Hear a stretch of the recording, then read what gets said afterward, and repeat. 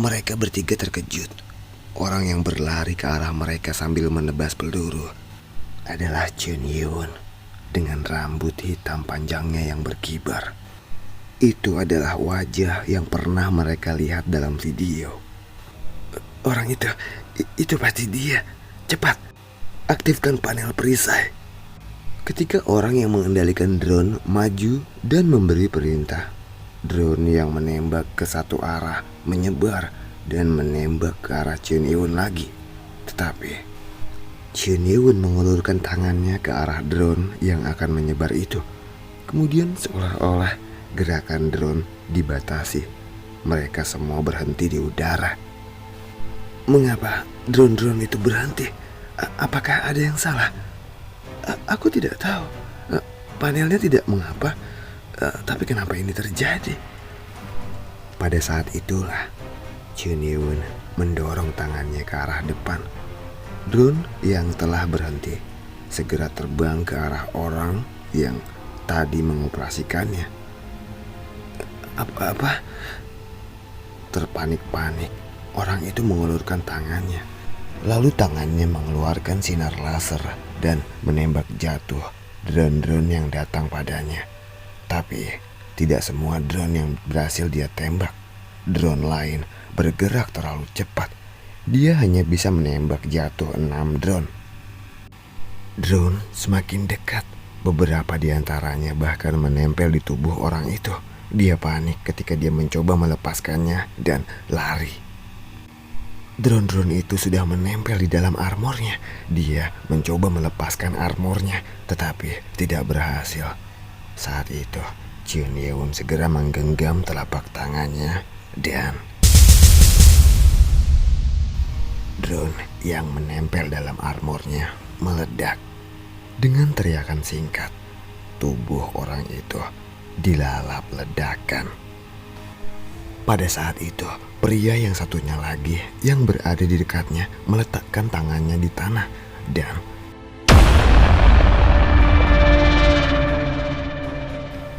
dia meledakkan tanah untuk menciptakan penghalang yang menyerap akibat dari ledakan. Menyaksikan hal itu, mata Chun Yun berbinar karena beberapa energi dari tangan orang itu mampu mengangkat tanah dan bebatuan di sekitarnya.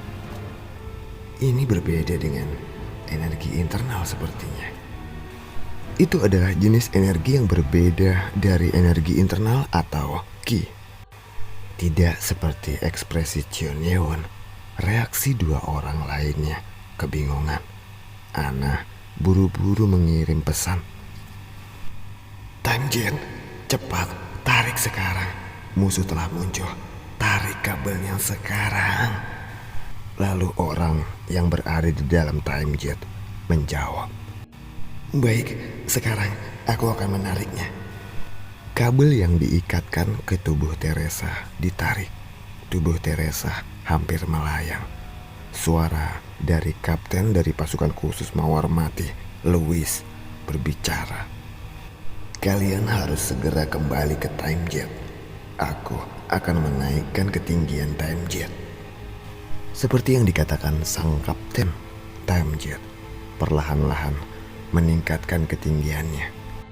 Lalu Ana dan rekannya juga mencoba melarikan diri dengan mengganti armor mereka dengan mode penerbangan. Ana, aku akan melindungimu. Jadi kau pergi saja dulu. Orang itu berbalik dan kemudian mengangkat tangannya. Puluhan batu dari tanah terbang naik dan menutupinya. Aku yakin Martin dapat membela dirinya dengan kekuatan supernya. Martin dan sang kapten Louis memiliki kekuatan super yang berspesialisasi dalam pertahanan. Kemampuan pertahanan mereka masih belum diketahui, tetapi Ana yakin bahwa Martin pasti dapat bertahan. Ana mengangguk dan meninggalkannya terbang ke arah Time Jet. Tapi sesaat setelah Ana membalikan badannya, dia mendengar suara teriakan dari Martin. Tiba-tiba Martin tergeletak di tanah. Martin! Ana terkejut melihat tubuh Martin yang tergeletak di tanah. Dia lalu melihat Chun Yun sedang mengulurkan tangannya, seolah-olah dia sedang membidik dua orang yang sedang bergerak. Di udara, di antara mereka, sesuatu seperti pedang sedang melayang-layang di udara. Lalu Ana teringat tentang teknik yang dimiliki orang itu di dalam video yang pernah mereka saksikan.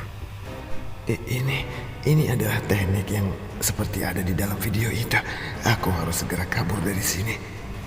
Merasa takut dengan kenyataan bahwa dia bisa saja mati, Ana mencoba masuk ke time jet segera dengan meningkatkan output dari mode penerbangannya. Saat itulah sesuatu menarik perhatiannya. Apalagi ini? Time jet yang sedang mencoba meningkatkan ketinggiannya dengan bantuan jet pendorongnya tidak dapat naik, walaupun jet pendorong telah berusaha untuk mendorong. Bahkan sebaliknya, time jet itu turun perlahan, sedikit demi sedikit. Kapten, ada apa? Mengapa time jetnya turun? Aku tidak tahu apa yang terjadi. Sepertinya ada sesuatu yang kuat yang menarik time jet ke bawah. Ana bisa mendengar percakapan itu dari dalam time jet. Dia kebingungan. Lalu dia menoleh dan melihat ke bawah lagi. Di sana terlihat tangan Chun Yun seperti sedang menarik sesuatu ke bawah. Ana benar-benar dikejutkan oleh kekuatan luar biasa yang dimiliki oleh orang ini. Chun Yun yang mengulurkan satu tangan dan menarik time jet dengan kekuatan yang tak terbayangkan. Dia benar-benar tampak seperti dewa iblis. Saat ia telah menyerap semua 5 dari inti binatang roh, energi internal Chun Yun meledak-ledak. Dan dia yang telah mencapai tingkat Heavenly Master berubah menjadi makhluk yang melampaui binatang roh. Bahkan jika dia bukan seorang seniman bela diri, mereka akan terkejut hanya dengan melihat kekuatannya. Apakah dia mampu menarik time jet ke bawah? Aku memang telah diberitahu bahwa dia seorang seniman bela diri. Tapi ini adalah sesuatu yang hanya bisa dilakukan oleh orang yang telah mencapai tingkat telekinesis tertinggi. Kejadian ini benar-benar berbeda dari seni bela diri yang mereka ketahui. Ini mirip dengan kekuatan telekinesis. Wajah Ana yang tertutup helm dari armor pucat karena tegang. Time jet yang berusaha untuk terbang naik tidak mampu bergerak, bahkan bertambah turun lagi dan lagi. Lalu Ana mengeluarkan senjata M320-nya yang ada di punggungnya dan menembakkan peluru ultra getar ke arah Chun Yun. Dia berusaha untuk menghentikan Chun Yun dengan cara apapun. Menyadari ada peluru yang datang ke arahnya, Chun Yun dengan santai menggerakkan tangan kirinya seperti sedang memegang pedang. Kemudian pedang energi yang tak terlihat yang melayang di udara tiba-tiba muncul dan menebaskan peluru yang datang padanya. Dia menebas seluruh peluru getar itu. Tidak, ini tidak mungkin. Peluru getar adalah peluru andalan mereka. Itu telah mereka gunakan dan pernah membawa kemenangan bagi mereka saat bertarung dengan gerbang besar. Tapi sekarang peluru-peluru itu tidak bekerja pada orang ini. Lalu saat itu Ana mendengar apa yang terjadi di dalam time jet. Sial, segera naikkan output ke level 7. Tapi Kapten, itu adalah level terakhir. Ini bukan saatnya untuk kita mengikuti peraturan. Cepat lakukan. Baik Kapten. Begitu perintah dijalankan, partikel cahaya yang didorong keluar dari pendorong time jet semakin kuat. Saat partikel menjadi lebih kuat. Tekanan yang diberikannya meningkat. Ana yang belum memasuki time jet tidak dapat menjaga keseimbangannya. Kapten, bagaimana denganku? Ana, sabarlah. Kami hanya berusaha untuk melepaskan kekuatan yang menahan kami. Output tekanan dari mesin jet menjadi lebih kuat dan ketinggiannya yang dari tadi terus turun mulai meningkat. Jun Yeon terlihat kesal saat kekuatan time jet itu bertambah. Time jet menarik lebih kuat dan menjadi lebih sulit untuk menariknya ke bawah bagi Jun Yeon. Padahal aku benar-benar berusaha untuk tidak merusak benda itu. Jun Yeon dengan hati-hati mengontrol energinya untuk tujuan mencuri time jet itu. Tapi dia tidak bisa membiarkan time jet itu lolos. Lalu Jun Yeon melepaskan tangan yang sedang mengendalikan pedang udara dan mengulurkan tangannya ke arah time jet itu. Sementara itu, situasi di dalam time jet. Kapten, kita berhasil. Time jet berhasil naik lagi. Ana bersorak saat menyaksikan time jet terus bergerak naik. Meskipun outputnya masih tidak seimbang, namun kegembiraan itu tidak berlangsung lama. Meskipun kekuatannya telah ditingkatkan, time jet tiba-tiba turun lagi. Suara mengerikan keluar dari perangkat komunikasi time jet. Energi yang sangat dingin naik di bagian tengah jet, membekukan mesin dan mengganggu sirkulasi udara. Karena ini adalah jet yang bisa bergerak menembus ruang dan waktu, hawa dingin tidak akan menghentikannya. Tetapi itu tidak berarti itu tidak berpengaruh untuk sementara. Karena dingin mengakibatkan penurunan output, time jet ditarik ke bawah lagi. Ini benar-benar di luar akal sehat. Tatapan mata Ana dipenuhi dengan keputusasaan. Sungguh tak terlukiskan bagaimana perasaan mereka dikalahkan oleh seorang pemuda yang seharusnya bukan apa-apa di hadapan mereka. Apakah 2 unit pasukan khusus tidak cukup untuk mengalahkannya? Ya, memang benar, tidak cukup. Bahkan jika semua unit pasukan khusus datang, Ana bertanya-tanya, apa yang bisa mereka lakukan melawan monster ini? Sebaliknya, itu akan menjadi situasi di mana mereka hanya akan memiliki sedikit peluang jika unit di dekat gerbang besar hadir. Unit harus melupakan kehidupan mereka dan bergerak dengan tekad untuk membunuh monster ini dengan cara apapun. Lalu pada saat itu, dia mendengar suara kapten pasukan khusus Mawar Mati, Louis. Tidak ada jalan lain lagi. Aku harus menghentikan monster itu untuk dapat memulihkan mesin dan pergi dari sini. Beritahu keluargaku bahwa aku mencintai mereka. Kapten, apakah kau ingin mengorbankan dirimu? Kapten, jangan kapten. Sebelum dia bisa menyelesaikan kata-katanya, Louis, sang kapten, sudah muncul di pintu masuk jet. Louis menggunakan armor berwarna merah yang memperlihatkan payudara yang menggairahkan. Dia segera melompat turun untuk menghentikan Jun Yeon. Louis yang turun dengan kecepatan tinggi menjangkau Jun Yeon.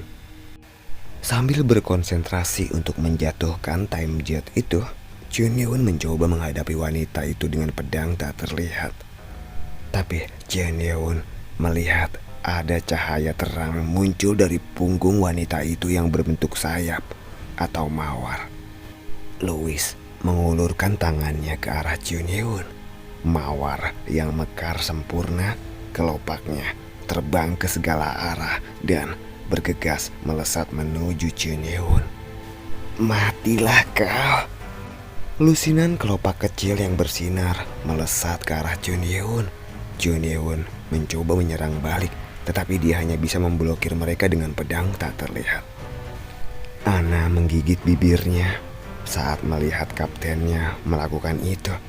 Bermain-main seperti itu hanya akan membuat monster itu bertambah kesal dan membuat pengorbanan Louis tidak berarti. Karena perhatian Chun Ye-won teralihkan oleh Louis, Ana berhasil mengambil alih time jet. "Kapten, aku akan mengirim sinyal. Jika kau dapat melarikan diri, segeralah kembali." Dengan kata-kata itu, Ana yang telah mencapai pintu masuk time jet dengan armornya dalam mode penerbangan segera menuju ruang kendali time jet. Kabel yang mengikat tubuh Teresa pun berhasil ditarik dan berhasil masuk ke dalam jet. Setelah memastikan bahwa Ana telah masuk, Louis menoleh. Sebagai seorang kapten, ini adalah tugasnya untuk menyelamatkan semua bawahannya. Yang tersisa hanyalah menghentikan orang yang menarik time jet itu. Dia menatap Chun Ye-won secara langsung dan mendecakkan lidahnya. Dia merasa kesal karena serangan plasma petal yang seperti bunga mawar tadi yang menyerang Chun Ye-won, kekuatan supernya bahkan tidak mampu menyentuh rambut Chun Ye-won sedikit pun. Jadi dia mampu menghindari seranganku sambil menarik time jet itu. Dia benar-benar layaknya monster, seseorang yang tidak tergoyahkan. Bahkan jika dibandingkan dengan orang-orang terkuat di masa depan, Louis merasa dia tidak mungkin bisa membunuh orang itu dengan kekuatannya sendiri. Aku harus bisa bertahan sampai mesin time jet pulih. Dia lalu menciptakan lebih banyak kelopak mawar dan mengarahkan serangannya ke Chun Ye-won lagi. Ini adalah pertama kalinya sejak gerbang besar dia menggunakan kelopak-kelopaknya ini lagi. Dia berharap Chun Ye-won akan tumbang dengan serangan ini. Tetapi pedang buram yang dia gunakan terbang di udara dan memblokir semua serangan kelopak bunga. Seranganku gagal lagi. Setidaknya aku bisa menahan untuk dia tidak bergerak. Dia tidak yakin berapa lama itu akan berlangsung, tetapi dia tahu itu bisa mengalihkan perhatiannya setidaknya selama 10 menit. Lalu dia mendengar suara jet bergerak sedikit demi sedikit. Nampaknya mesin yang tadi membeku telah mencair. Yang harus dia lakukan sekarang adalah sedikit lebih bersabar. Untunglah dia hanya mampu menggunakan satu pedang energi. Jika dia menyerangku dengan itu, aku masih dapat menghindarinya. Apa itu? Tiba-tiba pupil mata Louis melebar. Dia tidak menyadari bahwa saat ini dia sedang dikelilingi oleh 6 pedang energi milik Chun Ye-won. Menghadapi satu pedang energi saja dia sudah kerepotan, sedangkan ini ada 6. Wajahnya menjadi pucat. Chun Ye-won yang menatapnya bergumam dengan suara dingin. Sebenarnya aku tidak suka membunuh wanita, tapi aku tidak bisa membiarkanmu pergi dari sini. Begitu Chun Ye-won mengatakan itu, pedang energi menembus tubuh Louis yang sedang berada di udara.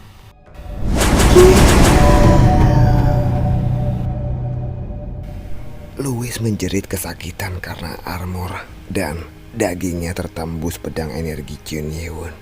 Saat konsentrasinya hancur karena rasa sakit yang tiba-tiba, kelopak plasma yang dia kendalikan perlahan telah menghilang. Tidak bisa lagi mempertahankan terbang di udara. Suara otomatik intelligence menjadi statis. Suara dari armornya terputus karena chip utama telah rusak. Partikel-partikel kelopak di sekitar armor itu juga menghilang dan tubuhnya jatuh ke tanah. Helmnya terbuka saat dia bertukuk darah dalam jumlah yang sangat banyak. Dia bisa merasakan kematian sebentar lagi akan datang menghampirinya. Setiap sudut di tubuhnya menjadi dingin dan pikiran sadarnya kehilangan rasionalitasnya. Bahkan dia kehilangan harapan untuk kehidupan dirinya sendiri. Satu-satunya hal yang dia inginkan adalah time jet dapat melarikan diri sampai tiba-tiba dia mendengar sesuatu. Ya. Dia mendengar suara jeritan dari ruang kendali time jet. Itu adalah suara jeritan Anna. Anna, apa yang terjadi? Bahkan ada suara tembakan di dalam time jet. Sepertinya terjadi pertarungan di sana. Dia tidak bisa mengerti apa yang terjadi di dalam time jet. Meskipun penglihatannya sudah kabur, dia bisa melihat Cheon Ye-won masih berada di tanah. Dan time jet sedang terbang di udara. Jadi yang di dalam time jet itu bukanlah Cheon Ye-won. Lalu jika bukan Cheon Ye-won, Anna bertarung dengan siapa? Louis samar-samar mendengarkan percakapan di dalam time jet. Kau, siapa kau? Bagaimana caramu dapat masuk ke sini? Setelah jeritan itu, tidak ada suara lagi yang dapat dia dengar. Lalu tidak lama kemudian, dia mendengar suara yang sangat samar terdengar melalui perangkat komunikasi milik Anna. Jalankan jet waktu dengan koordinat ini segera. Siapa itu?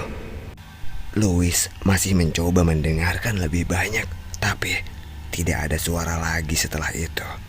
Kapten dari pasukan khusus Mawar Mati, Louis, yang pupil matanya telah kehilangan fokus, berhenti bernafas.